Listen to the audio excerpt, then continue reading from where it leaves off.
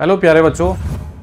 तो आज हम ऐसे टॉपिक पर बात करने वाले हैं यार, जिसे लेकर बच्चे बहुत ज़्यादा परेशान हैं, मुझे मैसेज भी कर रहे हैं। और कहीं ना कहीं ये मुझे भी रियलाइज़ हो रहा है कि कहीं ना कहीं इन दो चीज़ों में बच्चे कंफ्यूज ना हो जाएं। तो बच्चों, यही चीज़ को ध्यान में रखकर इस वीडियो को मैं रिकॉर्ड कर रहा हूँ। जैसे कि आप लोगों को पता है कि आपके सामने दो बड़ी वैकेंसी ये देखने को मिलने वाली है। आरआरबी जेई, जो कि एक सेंट्रल लेवल पर होती है। यूपीपीसीएल जेई, जो कि सभी हिंदी भाषी राज्यों के लिए नॉर्मली रहती है। अगर आरआरबी जेई में जैसे वैकेंसीज की अपडेट सुनने में आ रही है, तो लगभग 7-8 हज़ार के लगभग वैकेंसी देखने को मिल जाएगी। और यूपीपीसीएल में भी जैसी खबरें चल रही है, बात बात होती रहती है हमारी इधर उधर, तो ये है कि लास्ट टाइम तो 161 थी, तो इस बार एक अच्छी संख्या में अप्रोक्सीमेटली 300-400 समथिंग वैकेंसी आपको देखने को मिल जाएगी। खासकर यूपीपीसीएल बहुत बच्चों को एक ड्रीम जॉब होती है भैया। बहुत सारे लोग यूपीपीसीएल में जाने के सपने को लेकर अपना डिप्लोमा में एडमिशन लेते हैं और एक अलग लेवल की जॉब है। लेकिन आरआरबी जेई भी एक अच्छी अपॉर्चुनिटी आप लोगों को देने जा रहा है। इन दोनों के अगर एग्ज़ाम लेवल की मैं बात करूँ तो काफ़ी एक डिफरेंस है। अगर पैटर्न की बात करूँ तो काफ़ी एक अंतर देखने को मिल जाता है। लेकिन वही चीज़ है कि हमने अगर इंजीनियरिंग की है तो फिर दोनों में बैलेंस बनाने की रिस्पॉन्सिबिलिटी हमारी है। यदि हम कुछ छोटी मोटी बातों पर ध्यान रखेंगे तो हम बिना किसी तनाव के इन दोनों एग्ज़ाम को पास करने की कैपेबिलिटी रखते हैं। ये अपने दिमाग में आप बिल्कुल सेट कर लीजिए। जैसे आरआरबी जेई में अगर हम देखें तो आरआरबी जेई आपने देखा होगा कि यहाँ पर सीबीटी 1 रहता है, और सीबीटी 1 यदि आप क्वालिफाई कर लेंगे उसके बाद ही आप सीबीटी 2 पर जाएंगे। अगर सीबीटी 2 पर आप देखेंगे तो मेजर जो रोल अदा करेगा यहाँ पर ये रहता है जी साइंस में भी स्पेशली फिजिक्स और केमिस्ट्री, या फिर टेक्निकल जो मेजर रोल अदा करता है। वैसे तो इसमें कंप्यूटर भी आता है, इन्वायरमेंट भी आता है, लेकिन मैं मेजर पार्ट की बात कर रहा हूँ बच्चों। यहाँ पर मेजर रोल यही है। अगर मैं सीबीटी 1 को देखता हूं तो मुझे यहाँ पर जो दिखेगा, एक हो जाता है आपका रीजनिंग, एक हो जाता है जी एप्टी यानी कि मैथ्स लगा लो, और साइंस और जीएस। ये सीबीटी 1 का सिलेबस होता है। अच्छा जी। और अगर हम यही यूपीपीसीएल जेई की बात करते हैं तो इसमें एक सिंगल एग्जाम ही होता है विद्यार्थियों। ये एक सिंगल एग्जाम है, और इस सिंगल एग्जाम में जो ज़्यादातर वेटेज रहता है वो रहता है टेक्निकल का। यहाँ पर अगर मैं टेक्निकल की बात करता हूँ तो टेक्निकल के मुझे मात्र लगभग 6 to 7 सब्जेक्ट पर ही कमांड करनी होती है। 6 to 7 subject as per SSC syllabus, as per SSC JE syllabus. लेकिन वहीं पर अगर हम ध्यान दें तो यहां पर 150 मार्क्स यानी कि टेक्निकल सिंगल एग्जाम में टेक्निकल 150 मार्क्स का रहेगा, और जो नॉन टेक है वो आपका यहाँ पर ओनली रहने वाला है जी 50 मार्क्स का। तो डेफिनेटली मेजर रोल यहाँ पर टेक्निकल का जाने वाला है। नॉन टेक में यहाँ पर ये जरूर याद रखें कि जो नॉन टेक आप यहाँ पढ़ रहे हो, जैसे रीजनिंग आप पढ़ रहे हो, जैसे जीएस आप पढ़ रहे हो, बस इसमें हिंदी भी ऐड कर लीजिए। इसमें आप एक एडिशनल सब्जेक्ट को ले लीजिए हिंदी, बाकी यहीं से काम चल जाएगा। आपका जीएस यहाँ से हो जाएगा और आपका रीजनिंग ये हो जाएगा। ये हमारा यहाँ पर नॉन टेक हो जाता है। लेकिन यहाँ पर ध्यान देने वाली चीज ये है कि जो टेक्निकल है, टेक्निकल को अगर मैं छोटे छोटे सब्जेक्ट में ओवरऑल तोड़ दूं तो मेरा अंदाजा ये कहता है कि ये आपके मोर देन 25 सब्जेक्ट हो जाते होंगे। वैसे तो ज्यादा ही होते हैं, लेकिन औसतन इतने हैं। लेकिन इनमें से भी अगर देखा जाए तो जो मेजर सब्जेक्ट है, जो मेजर सब्जेक्ट की कैटेगरी में, ये तो 10 सब्जेक्ट ही रहेंगे जी। और उन 10 सब्जेक्ट में से 6 से 7 सब्जेक्ट आप एसएससी में पढ़ चुके होते हो, एसएससी में पढ़ चुके होते हो। कितने जी? 6 to 7 सब्जेक्ट। बाकी है सब्जेक्ट, लेकिन वो बहुत छोटे छोटे सब्जेक्ट है। अब बात ये बन जाती है कि फिर इन्हें हम तैयार करें कैसे। तो आप एक प्रॉपर एक रूटीन बनाकर आप चल सकते हैं। वो कैसे रूटीन आप बनाएं? जैसे आपके पास में माना स्टडी करने के, ध्यान से सुनिएगा, जैसे आपके पास में स्टडी करने के जो टोटल आवर अवेलेबल है, माना आपने कहा कि सर मैं तो क्लास कर रहा था और मेरे पास में अप्रोक्सीमेटली आपके पास में 12 आवर अवेलेबल है। एक एग्जांपल ले रहा हूं, वो आपकी अपनी उपलब्धता है कि भाई आप कितने आवर अपनी स्टडी के लिए दे पा रहे हो। देखिए जी, अब थोड़ा सा यहां पर स्मार्टली वर्क करने की जरूरत होगी। जब आप सीबीटी 1 के लिए पढ़ रहे हो तो आपको अभी हिंदी ऐसे कुछ मुश्किल आती नहीं है, थोड़ा सा समय देंगे, जब नोटिफिकेशन आएगा तब भी हो जाता है। तो जब आप आरआरबी जेईई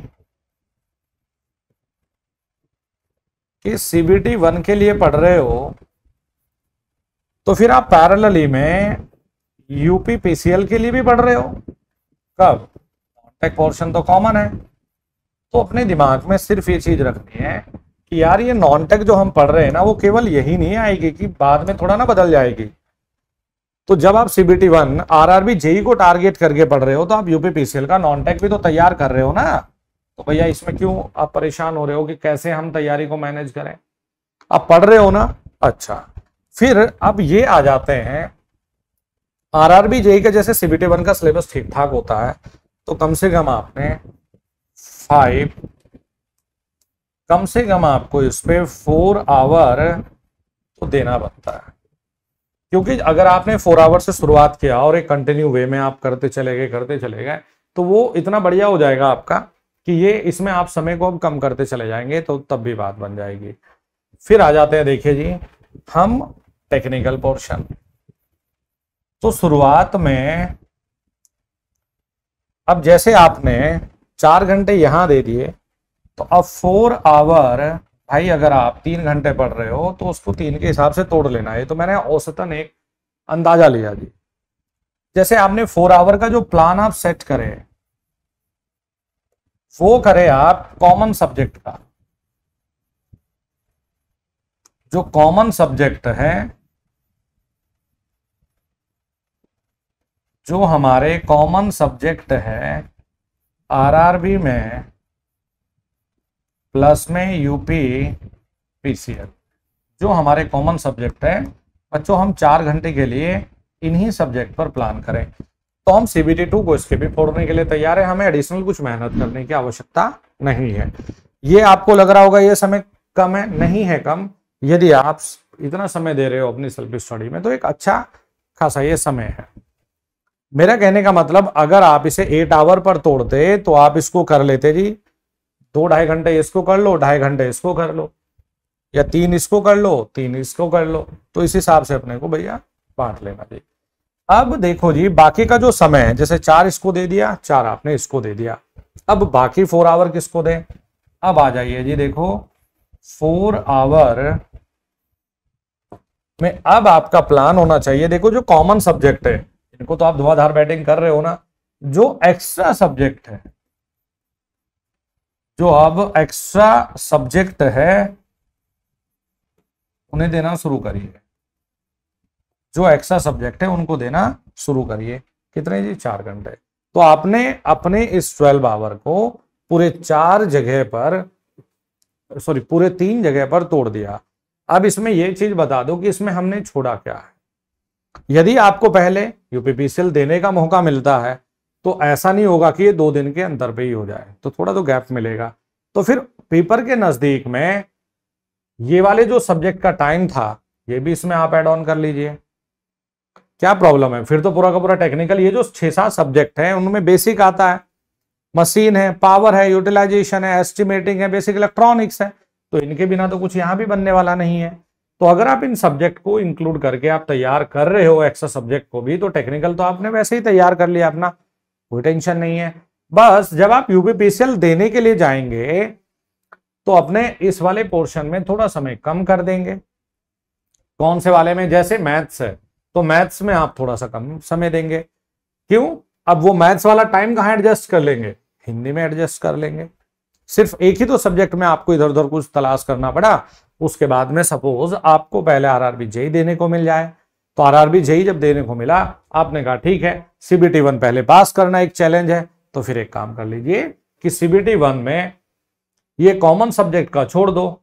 अब इस 4 घंटे में सारे ही सब्जेक्ट को अपना थोड़ा सा टच में रखो, इनको जीरो मत कर देना। जिसे भी आपने कहा कि अब तो मैं पूरा का पूरा समय इस पर दे दूंगा, इस पर पूरा समय सिर्फ 4-5 दिन देना। अदरवाइज इनको टच में रखना, नहीं तो ये गड़बड़ हो जाएगा, क्योंकि आप पूरी की पूरी एनर्जी इसमें लगा देते हो तो आप इसमें पीछे हो जाओगे। ये नहीं करना। यदि आप रेगुलर इसके टच में रहे ना, रेगुलर आप पढ़ते रहे, रेगुलर आप पढ़ते रहे, तो आपको कोई दिक्कत नहीं। आपने यहां पर भी एक अच्छे लेवल को अचीव कर लिया है। अब क्या टेंशन है आपको? आपने कहा मेरा तो पहले आरआरबी चाहिए, आपने कहा ठीक है मैं 8 घंटे फोकस इसी पे करूंगा, प्रैक्टिस लगाऊंगा, मॉक लगाऊंगा, इसको मैंने कम कर दिया। तो जो भी एग्जाम पहले आएगा उसी के हिसाब से टाइम को अपना एडजस्ट करके अपना मैनेज करना है। ये 2 ऐसे एग्जाम है जिनको आप पैरेलली फोड़ सकते हो। अपने टाइम को बस एक प्रॉपर वे में यूटिलाइज करना है और अपने दिमाग में थोड़ा सा एक थॉट ऑफ क्लियरिटी मेरे बच्चों ये लानी है कि देखो करना आप ही को है। अगर आप आरआरबी जेई के लिए रीजनिंग करने बैठे तो ये क्यों सोच रहे हो कि मैं तो आरआरबी जेई की सीबीटी 1 की तैयारी कर रहा हूं, ये रीजनिंग कोई चेंज हो जाएगी क्या? आप कहना मैं तो यूपीपीसीएल का नॉन टेक भी कर रहा हूं। आपने अगर यहां पर जीएस पढ़ रहे हो तो आपने कहा बढ़िया जी मैं तो यूपीपीसीएल का नॉन टेक भी कर रहा हूं। आपने कहा मैं तो बेसिक कर रहा हूं, तो मैं यूपीपीसीएल का बेसिक भी तो पढ़ रहा हूं, बेसिक इलेक्ट्रॉनिक्स भी तो पढ़ रहा हूं। तो वही है कि अपने दिमाग में कंफ्यूजन कम रखिए और परेशान होने की बिल्कुल आवश्यकता नहीं है। दोनों की तैयारी को पैरेलली लेकर चलो, बस समय को एक प्रॉपर वे में, एक बेस्ट वे में यूटिलाइज करने की आदत बना लीजिए। और ऐसा नहीं है कि आप नहीं कर सकते। इस जर्नी में जब आप वैकेंसी वगैरह की खबरें हैं, न्यूज है, तो इस जर्नी में कुछ लोगों को अवॉइड करिए। कुछ होते हैं ना फालतू की सलाह देने के लिए आ जाते हैं, ये यूपीपीसीएल तो प्राइवेट हो गया था, ये रेलवे वैकेंसी नहीं देंगे। उन लोगों से हाथ जोड़ लो, अपने टारगेट सेट करके तैयारी करने पर लग जाइए। नहीं तो बाद में इतना समय मिलता नहीं है। धीरे धीरे हर एक दिन करके आपका एग्जाम देने का समय नजदीक आ रहा है। तो एक एक दिन अगर आप तैयारी को एक पीछे छोड़ रहे हो तो आपने इस रेस में कहीं ना कहीं पीछे हो जाओगे। इसीलिए आज से ही अपना एक टाइम टेबल बनाओ। और जो सोचते हैं कि कल से बनाएंगे, सोमवार से बनाएंगे, फिर मंगल से बनाएंगे, वो कल कभी किसी का आता नहीं है।